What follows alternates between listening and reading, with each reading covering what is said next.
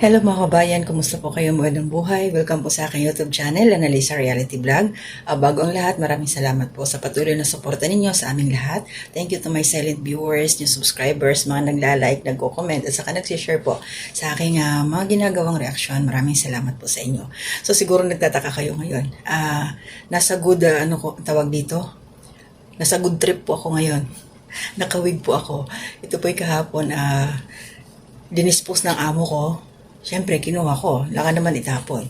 O, diba? Sabagay ba? Wig lang po ito, ha? Good trip po talaga. So, yung reaction ko po ngayon, diretso na tayo. Kasi kanina, habang ako'y nagsishower, pinaprocess na ng utak ko yung aking mga sasabihin. May kinalaman po ito tungkol kay Jonathan. Kasi napanood ko rin po yung reaction ni Kabisnes Taong Gala, and ay second emotion, agree po ako lahat sa mga sinabi niya na oo, yung pangyayari na nangyari kay Jonathan at kay MK Inday Ukray na kasama naming reactor ay personal na po yun. At kung nandoon man nga tama, kung nandoon nga po si Pinuno Kabisnes, yun ay para document lahat naman nangyari sa barangay. So ito naman po yung reaction ko at opinion ko patungkol dito sa nangyari. Kasi ito si Jonathan, alam naman natin na nagturo siya ng tao nung tinanong ni MK kung sino pa yung kasama niya sa mga nangyari. Naggawa ng kwento si Jonathan kasi sabi ko nga doon sa unang reaction ko na nung nag-upload ng video si Jonathan, wala naman siyang ibang kasama doon, yung nanay lang niya. Yung nanay lang niya. So ang ginawa niya, para maabsuelto siya, nagturo ng tao na sinabi niya mayroon siyang kasama nung ginagawa yung video, which is mali. Wala naman talaga siyang kasama. So, saan may part na may kasama si Jonathan? So, ito na yon. Kasi after nung, ayun na nga, di ba, may nakapanood na sa inyo na pumunta ito si Jonathan doon. Una, sa nag-create ng kanyang YouTube channel. So, ito yung masasabi ko. Dahil nga sa YouTube channel nga nag-umpisa ang lahat ng problemang ito, natatawa ko sa itsura ko, pasensya na kayo. Talagang good mood po ako ngayon. Pumunta na nga ito dun si Jonathan sa naggawa ng kanyang YouTube channel. So, ang sinabi niya na inilaglag daw niya. Nilaglag daw niya, yun ang bungad niya eh. Nanghingi siya ng sorry kasi inilaglag niya yun. Ayoko nang bagitin yung pangalan kasi kilala niyo naman na siya eh. Nagre-react lang ako dito patungkol sa naging gawa ng Jonathan. Kasi kung tutuusin dun sa barangay, dapat pinanindigan niya na wala siyang kasama kahit i-cross interrogation pa siya doon, paninindigan niya yung totoong katotohanan galing sa kanya. Kahit sindakin pa siya, wala siyang kasama eh. Ba't siya nagtuturo ng tao? So ayun na, hindi nagkagulo-gulo na. Dawit na naman dito si Pinuno Kabisnes. So kaya kami nagre-reaction patungkol dito kasi imbis na neutral lang naman si Pinuno para maprotektahan lang ang magkabilaan kasi si MK reactor din ng Kabisnes official, ito si Jonathan beneficiary. So kung nandun lang si Pinuno, di ba, nakadocument lang kasi in case na kailanganin ang record ng mga napag-usapan, at least meron hawak si Pinuno bilang beneficiary at bilang andun din si MK Inday Ukray na kasama namin sa reactor. So ito yun, ang dinidiin doon ni creator sa YouTube channel ni Jonathan, ay ginawala niya ang YouTube channel na yun para may libangan ang mag-ina. At gusto rin niyang makatulong. Na balang araw, pag na-monetize yung channel na yun, malaking tulong yung kila Jonathan. So ito yung punto ko dito, sana po wag tayong magpalinlang. Huwag po tayong magpalinlang. Ito po'y sarili kong opinion, sarili ko pong analyzation, na yung pag-create ng YouTube channel na yun ni Jonathan, ay hindi po para sa akin, hindi po totoong pagtulong, kundi para sa akin, ginamit nila si Jonathan. Alam niyo kung bakit?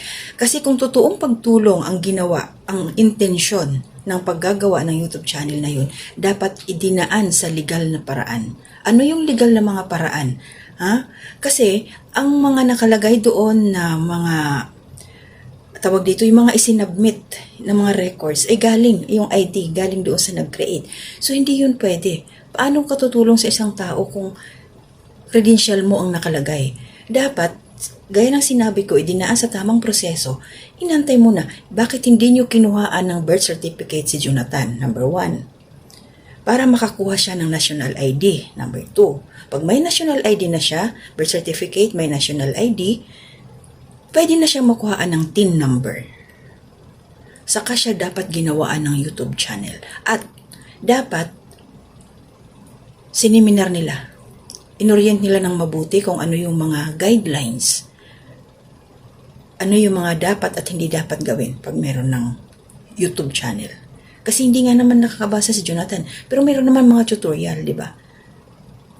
Na pwedeng iparinig nila kay Jonathan. So ano ngayon ang nangyari? So wala, di ba? Hindi totoong pagtulong ang ginawa mo, creator ng YouTube channel ni Jonathan. Sinamantala ninyo ang kanyang kahinaan, ginamit nyo si Jonathan, kaya ayan ang nangyari ngayon. Diba? So kung halimbawa, nakuha na yung birth certificate, meron ng valid ID si Jonathan, may TIN number na, okay na yung smooth na yung YouTube channel niya, na monetize na, then pwede na siyang kumuha ng sarili niyang bank account. So ngayon, walang mangyayari. Ang control na nandoon lahat sa naggawa. Kaya, hindi totoong pagtulong ang ginawa ninyo para kay Jonathan. Pinahamak niyo lang yung tao. Sinamantala ninyo yung kakulangan niya. Kakulangan niya ng understanding doon sa mga proseso. Dahil sabi ko sa inyo, pagdating sa mga desisyon, sa pagdating ng mga palusot, magaling ito si Jonathan eh. Marunong siya magpalusot. Yun nga lang, yung pagdating sa kaalaman patungkol doon sa pagbabasa o anuman, doon siya kulang. Kaya sinamantala. Hindi totoo yung pagtulong mo, sir. Dahil hindi mo dinaan sa tamang proseso. Example, ito si Bong. Sila Mrs. Ka-Business, yun ang totoong pagtulong. Alam niyo kung bakit ko nasabi, si Bong mayroon ng birth certificate. Nakuhaan nila ng national ID. O ngayon mayroon ng YouTube channel. Malamang sa malamang, makukuhaan pa nila yan ng bank account. Nakagay lang sila kay Bong. Na kay Bong lahat ng control. Mayroong cellphone si Bong, may sariling number din yan. O diba, yun ang totoong pagtulong. O isa pa, ang mga kagwangs, diba? Nagkaroon sila ng YouTube channel. Pinayagan na ni Pinuno or kasi nga ginawa na sila, pinagawa na ng YouTube channel kasi alam ni Pinuno na kaya na nilang tumayo. Mga credentials pinakuha din sila. Oo, nung una, ang bank account nila kay Boss Dave muna. Kasi wala pa. Pero ngayon meron na. Lahat sila meron na. Diba? Yun ang totoong pagtulong, hindi yung sinasamantala na kung ano yung kakulangan ng iba, isasaluhin mo, which is mali po yun. Huwag po tayo magpalinlang, mga kababayan, please. Huwag po tayo magpalinlang. Hindi po nila tinutulungan ng totoong pagtulong si Jonathan, yun po yung totoo. Sinasamantala po nila yung kakulangan ng kaalaman ni Jonathan. Real talk po tayo. At isa pa, napanood ko yung video dito ng isa pang magaling na vlogger, isang charity vlogger na nanggaling din mismo ito. Nakilala siya doon sa Ka-Business family. Na ngayon, hindi ko masasabi hindi ko ma-describe kung anong klaseng mentalidad meron ito.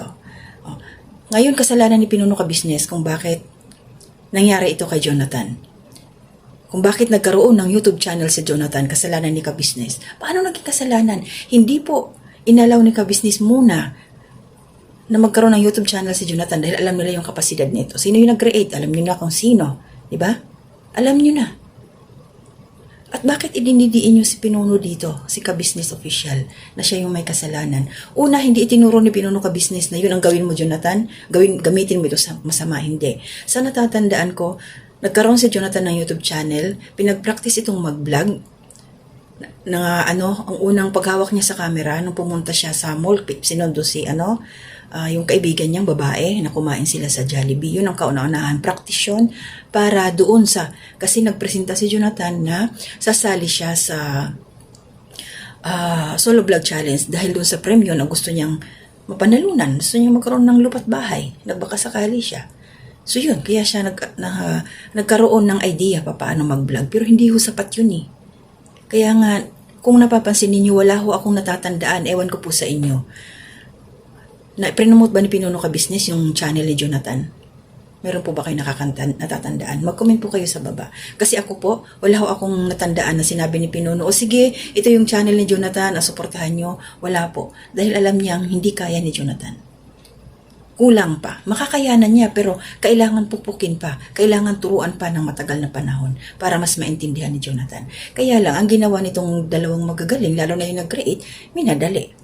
Kasi nga gusto nilang gamitin yung tao. Hindi totoong pagtulong ang inyong ginawa. Oo, nagbibigay kayo ng pagkain, may mga sponsor na nagbibigay para kay Jonathan. Oo, sige, tama yun. Kaya lang, pagdating sa YouTube channel, hindi ako naniniwala na tulong yun. Sinamantala nyo, ginamit nyo si Jonathan, kaya nagaganyan siya ngayon. So, sa aking thumbnail, anong sabi ko dyan? Ito yung ano ko Kasi, okay na sana Pinatawad na Ang problema, asan na ba yun? Ang problema kasi dito, ayan. Ayan, sa aking thumbnail sabi ko dyan, ako ay dismayado sa ginawa mo, Jonathan. Patungkol ito doon sa pagtuturo niya ng tao. Parang gusto kong sabihin yung masamang salita pero wag na. Tapos okay na sana, drama lang pala. Ano ang mararamdaman ngayon ni MK, Inday Okray, sa ginawa ni Jonathan? Dahil nagbulala siya doon sa kabila, doon sa nag-create na kaya lang niya inamin yon, kaya lang siya nagsalita ng ganyan, kaya niya nilaglag yung nag-create sa kanya, kasi natatakot siya baka hindi na siya makalabas ng barangay, which is mali naman Hindi naman yung gagawin ng barangay na ikukulong siya ng ganun-ganun lang. Hindi naman yun So, ngayon, parang na-insulto ni Jonathan yung barangay sa ginawa niya. Pati lalo na si MK. Dahil pinatawad na nga niya di ba? So, hindi ko alam kung ano ngayon ang mararamdaman ni MK. Kaya sabi ko dito, good luck sa consequences of your action, Jonathan. Sigurado ako ngayon si MK Inday Okray talagang kalma lang kabayan. Kalma ka lang. Nabanggit mo rin naman doon na mayroon kang naipasa sa cybercrime patungkol sa mga nasabi ni Jonathan. Ibig sabihin nun, nauna yun na ginawa mo para, kumbaga, dito sa barangay para na lang maayos, ma-settle down, mag-harap-harap, mag-usap-usap. Kaya nangyari yun. Kaya lang ang problema ito. Nag-iba na naman ng kanta si Jonathan. At lalong napasama dito si ka-business sa nangyari. Dahil umepal yung isang magaling na vlogger isang charity vlogger na galing kay ka-business. Na talagang kung hindi dahil kay Pinuno Ka-Business, hindi magkakaroon ng YouTube channel si Jonathan. Yun ang pinupunto nila doon. Kaya kasalanan ni Pinuno, which is mali po kayo. Kayo ang may kasalanan dahil kinonsinti ninyo. Alam ninyong hindi madali oo, matalino si Jonathan, pero mahirap siyang makaintindi kagad-agad. Hindi basta-basta ganun-ganun lang. Limitado yung kanyang kaalaman. Pero sinamantala nyo yun. So, huwag nyo idiin masyado. Huwag nyo idiin si Pinuno Ka-Business dito. Kayo ang may kasalanan. Dahil kayo ang laging nagbablog kay Jonathan. Si Pinuno Ka-Business, ang ginagawa niya pag pumupunta si Jonathan, puno ng pangaral Puno. Kaya lang, hindi ko alam, marami nagsasabi sa comment section, bitawan na si Jonathan. Ibigay na sa kanilang dalawa. Hindi natin alam kung ano yung plano ni Pinuno Ka-Business dito. Basta sa ngayon, yung sa akin lang, huwag niyong ituro kay Juan ang kasalanan ni Pedro. Huwag kayong magmalinis. Huwag kayong magmalinis kayong dalawa dahil meron kayong mga pagkakamali din. Hindi ako naniniwala, gaya ng sabi ko kanina, na totoong pagtulong ang pag-create nyo ng YouTube channel ni Jonathan, hindi totoo yan. Hindi ako naniniwala. Sa mga nakakaunawa dyan, so maintindihan nyo ako. So sa mga hindi, shout out na lang sa inyo. Kung mapapanood mo ito doon sa isang magaling na vlogger na nasa ilalim yata siya ng tulay, na sinisi si Pinuno Ka-Business, mag-comment ka lang dito kung mali ako sa aking sinabi na yung ganun niya kay Jonathan. Diba? Kasi ikino-connect ninyo kahit hindi naman wala namang kinalaman si Pinuno sa pagkakaroon ni Jonathan ng YouTube channel dahil hindi naman sila ang gumawa. Nagtulong-tulong kayo. Dalawa, para gustong-gusto nyo talagang mahatak si Pinuno pa babae. Kaya ang una nyong gustong iligwak yung mga reactors talaga para wala nang magsasalita. Wala nang magtatanggol kay Pinuno Ka-Business. Diba? So, good luck na lang sa inyong lahat. Kung mali ako sa sinabi ko, mag-comment ka lang dito. Kung tama ako, mananahimik kayo. Diba? So, yun lang po. Maraming salamat sa patuloy na suporta ninyo. Shout out po sa aking mga kasamang reactors. Anime Reactors TV, Taong Gala, Kalinap Turak, Ma'am Fleurs Channel, Katangay PLC, Alminda Mix Vlog, MKM Diocry, Joyce 25 TV. Shout out po. At sa lahat po ng mga kagwangs. At syempre, support po natin ang ating pinuno, Ka-Business Official, Papa Dins TV, and Ka-Business Family. Shout out po sa aking pinsan, Pulse Tradition, Ate Sara, na bagong nag-comment po dito sa pinakahuling upload ko na reaction. Christine Bayod, shout out po kabayan, thank you sa support. Ate Ninette Recta, good morning po. Emi Caperal, tama ba ako? Or Ermi? Kabayan, maraming salamat po sa suporta. Then, Ma'am Maria Luisa Cartalaba, salamat po. Ate Marilyn, good morning po. Maraming salamat din po, lagi kayong nariyan. At sa lahat-lahat po, nagbase lang ako kung ano yung nakalagay dyan sa comment section na nagbigay po ng komento. Salamat po sa mga silent viewers na nandyan, na hindi lang sila ng comment. So, yun lang po. Talagang, ako ngayon, pasensya na kayo sa aking hair. Nagustuhan ko lang po talaga siya. O, di ba? Talagang good trip ito ngayon. So, ingat po tayong lahat. Hanggang dito na muna. Wait, patawa-tawa po ako ngayon, pero wala tayong magagawa. Meron ho kaming kamag-anak po na kinuha na ni Lord. Kasalukuyan po siyang ngayon, kasalukuyang nakaburol. Stepfather po siya ng mister ko. Kaya kahit nakatawa man ako, syempre masakit para sa akin. Uuwi ako next year, wala na siya dun sa bahay. Kasi kasama namin sila sa bahay. So, darating ako doon, pag uwi ko, kulang na kami. Pero, wala tayong magagawa. Na po siya, 75 years old. I think magsi-75 ngayong November po ang kanyang birthday, si tatay. Hindi na siya mabot sa kanyang birthday. Hindi namin alam, akala ko dahil lang sa katandaan niya, meron pala siyang yung kidney failure, tinitiis lang niya. Hindi naman niya sinabi sa amin. Pero pinapacheck up naman siya kaya lang yung tamang sa clinic lang, walang general check up, hindi na-test yung kanyang kidney, hindi namin alam. So ngayon lang nalaman kasi na-admit siya sa hospital for I think mga 5 days yata or nearly 1 week. So wala na, hindi na talaga siya nakalabas. Kinuha na siya. So ngayon kasalukuyan po siya nakaburol. Hindi po sa bahay, doon na lang po sa chapel.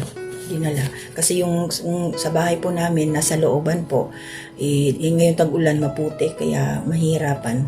Saka maliit lang po yun, yung space doon sa amin. Kaya sa chapel na lang po para yung mga bisita, yung gusto makiramay ay hindi po mahirapan. Doon po dinala sa side ng anak. Kasi stepfather lang naman po yun ng asawa ko. May mga anak po siya doon sa kabilang municipality namin. Malayo po sa amin. Nasa kabilang municipality pa. Kaya yung mga anak ko, nagpupunta sila doon kada gabi para alalayan din yung lola nila, yung biyenan ko. Kasi laging nakabantay doon. So, wala tayong magagawa. Ganoon talaga ang buhay, may katapusan. Kaya, magmahalan tayo. Yung mga bitter dyan, yung mga basher dyan. Mag-isip na tayo ng positibo. Maiksi lang ang buhay. Okay? So, hanggang dito na muna. Mag-ingat po tayong lahat muli. To God be the glory.